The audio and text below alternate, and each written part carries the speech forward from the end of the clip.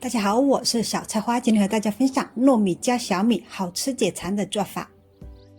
糯米和小米的比例是4:1，把小米和糯米倒入大碗里，接着倒入清水淘洗2-3遍。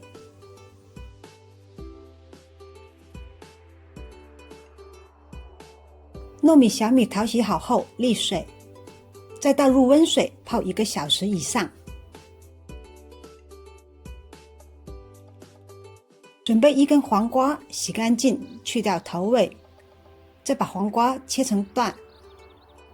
然后把黄瓜段切开边，再切成条，把黄瓜瓤去掉不要，这样黄瓜吃起来更加清爽脆口。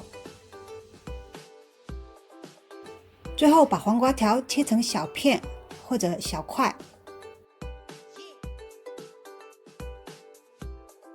把切好的黄瓜装盘子里，接着拿来1包酸辣口味的榨菜，把榨菜打开，全部倒进黄瓜里，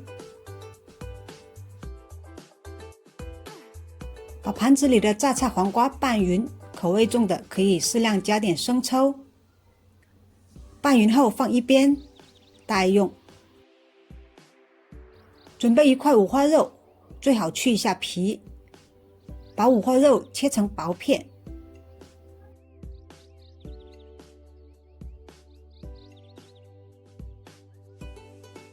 把切好的五花肉放碗里待用。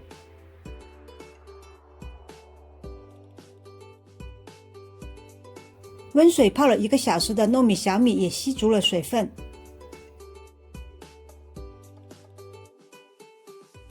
把水沥掉，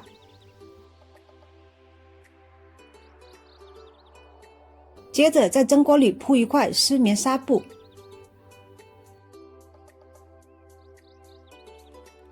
再把沥了水的糯米、小米倒入蒸锅中，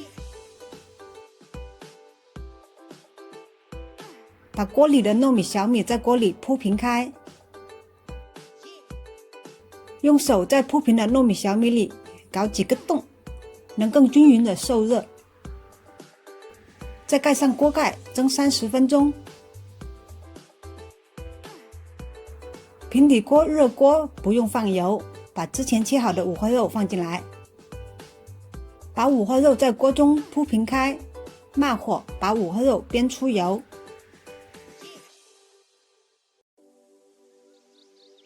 五花肉煸至金黄后，倒入些料酒，再倒入些生抽，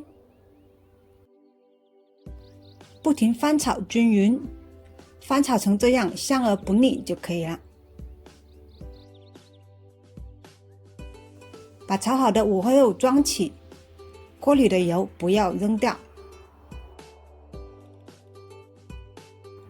半个小时后，锅里的糯米、小米蒸好了。拿起4面的棉纱布，把蒸好的糯米、小米拿出来，把蒸好的糯米、小米放到1个比较大的大碗里，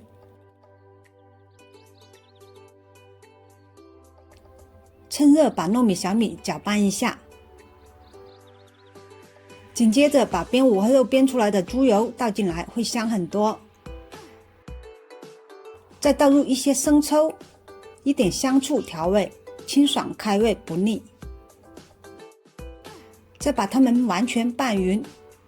拌糯米、小米饭一定要趁热，热的糯米、小米饭比较松软，拌起来比较容易让每一粒米都入味上色。